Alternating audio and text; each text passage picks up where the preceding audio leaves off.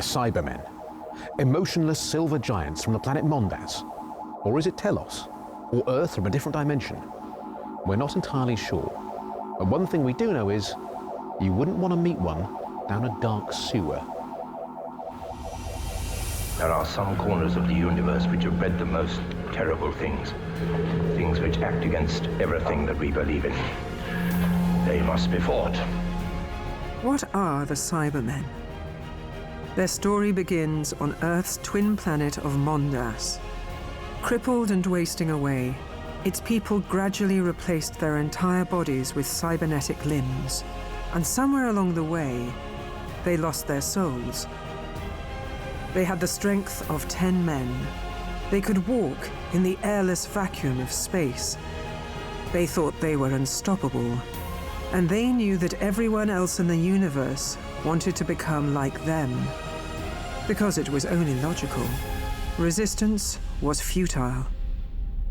We are called Cybermen. We were exactly like you once, but our cybernetic scientists realized that our race was getting weak, so our scientists and doctors devised spare parts for our bodies until we could be almost completely replaced. Now, the Cybermen have had lots of different looks during the ages, so to take us through this, we've got the BBC's resident cyber controller, Mr. Edward Russell.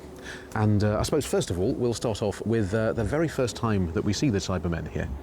As you can see, it's quite a different look here. They've got cloth faces, which almost looks like surgical dressing. Yes, and I suppose it's almost the original idea of spare part surgery gone mad, isn't it? And you can see a much more human aspect to it, kind of with a nose, even. Absolutely, but you've still got the handles, which becomes quite a feature of all the looks of the Cybermen. Affirmative. Now we move on to, this is... Mark II. Yes, the second Doctor's Cybermen, aren't they? So when the Cybermen came back, only a few months after we'd originally seen them, they had quite a radical redesign. Yeah, more of a kind of almost like a suit of armour, isn't it? So yeah. Much more robot-like.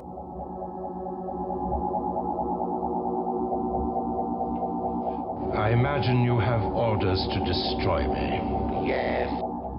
We've got the teardrops at the sides of the eyes as well. Absolutely. That teardrop was actually put into the design to give more air to the actors, because these masks are quite suffocating to wear. I can imagine. But it has then gone on to be a design feature of the Cybermen.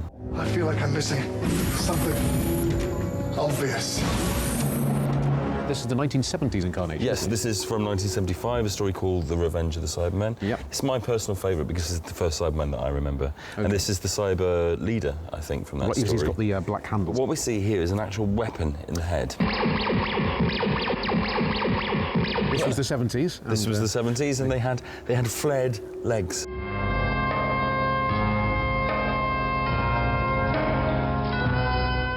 Well, conversely, this is my first Cyberman. This is a Cyberman from the 1980s. And very 1980s it looks.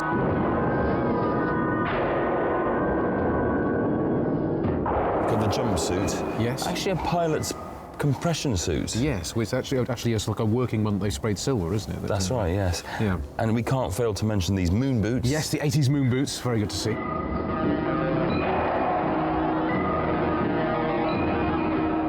We've got this gun. This is a proper sci-fi. Absolutely, it's a good science fiction gun, and it lights up and it blasts.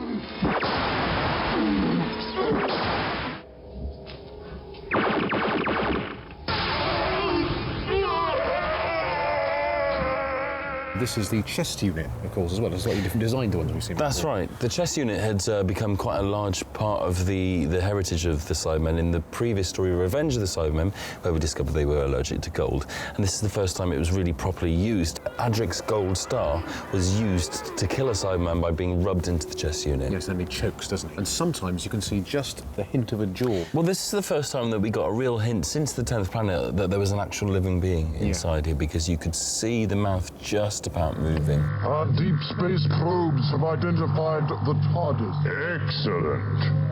The attack on Earth will proceed accordingly. So this is a 21st century Cyberman, isn't it? When the series first featured them in 2006, they look like this, and what a difference. It's a look, yeah, it's got a lot of heft, hasn't it? pretty solid, isn't it? Oh yeah. This reminds me rather of an armadillo, that kind of... Yes, that armoured plating. It's much more like a suit of armour. And also they look as if they're made of steel. He's got a lot more attitude, hasn't he, just standing there? I mean, someone's stolen his skiing poles, but apart from that, he's got a real sort of stance.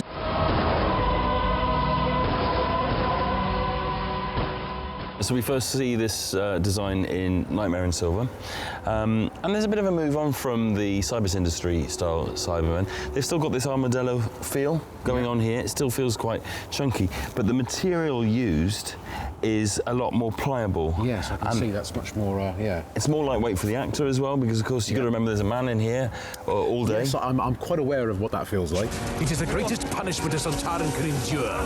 But this design I think is a lot sleeker. Yes, they're more lithe, aren't they? Again, we've kept the features that you have to have with a Cyberman. You've got the chest unit, you've got the teardrop eyes, and you've got the handle. So that all remains to remind you that this is still a Cyberman we're looking at. Yeah.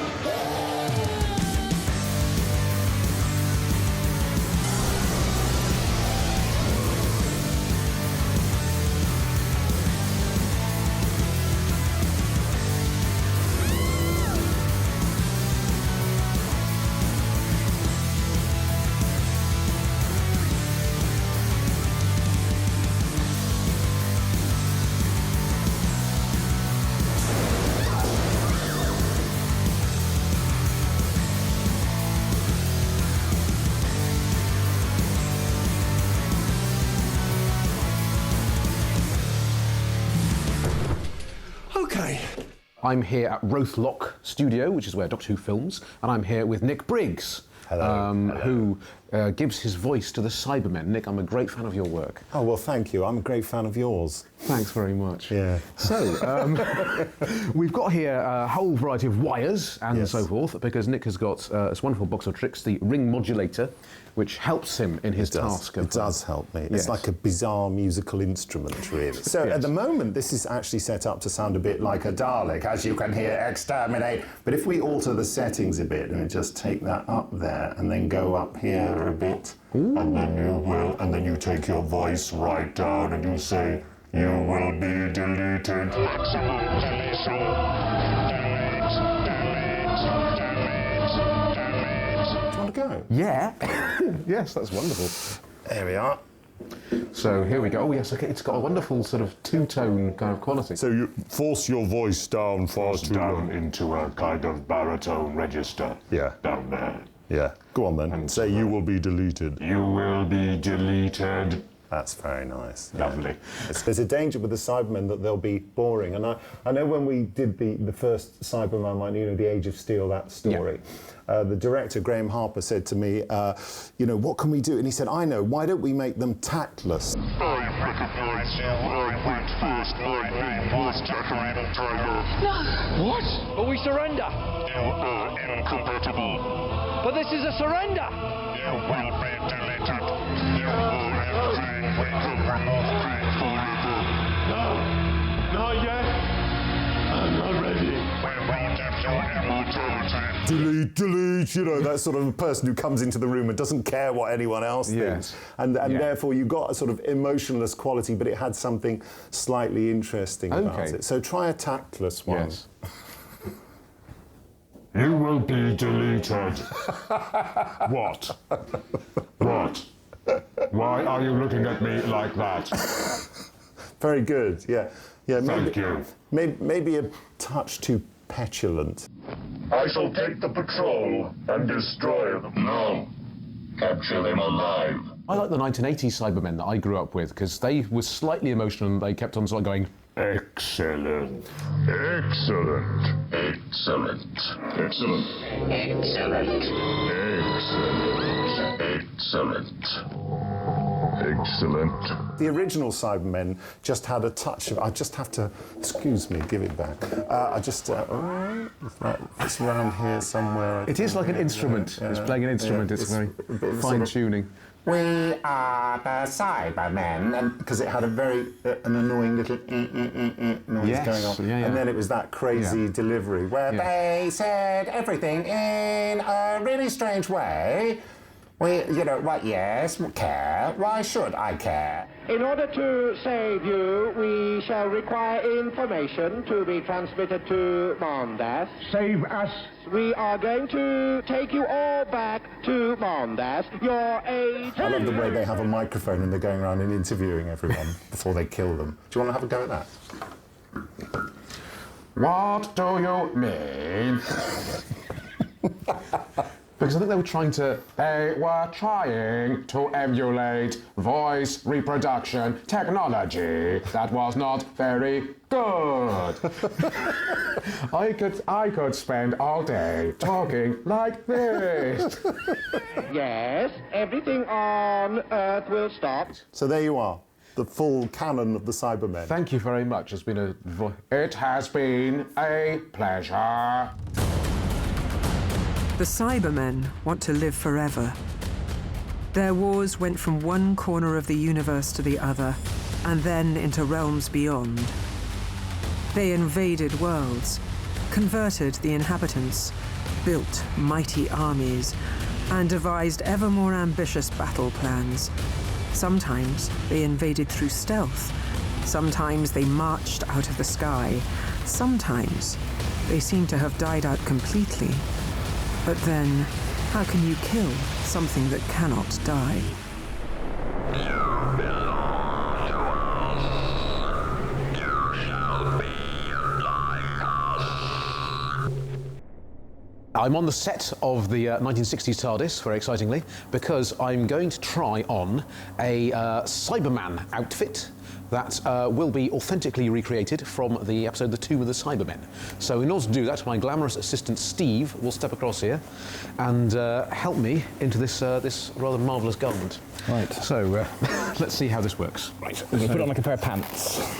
Right. Okay.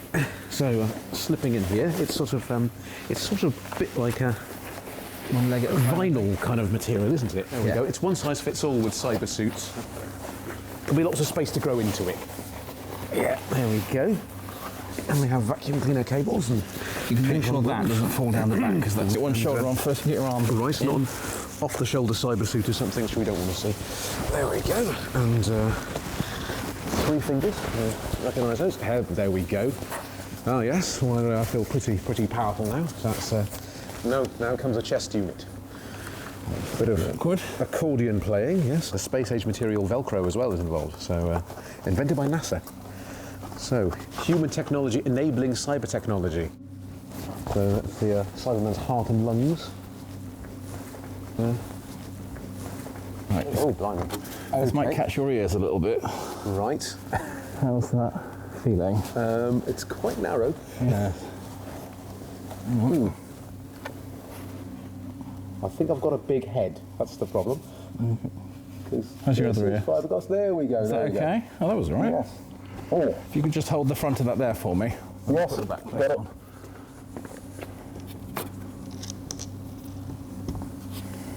Great, so I think I'm feeling pretty snug and secure in here. I'm very much inside this helmet, and there are some cyber boots now which can go Okay, on. with this foot here. There we go. Is that okay? Oh yes, yes. Got protect me from the moon or the surface of Telos. Oh. Other one. Yeah, and there we go. And number 2. Yeah. Pipe it on your arm. Already I can tell you, it's not the most breathable of materials. And you're done. Already quite warm. There we go. And in the words of the cyber controller, you belong to us. You will be like us.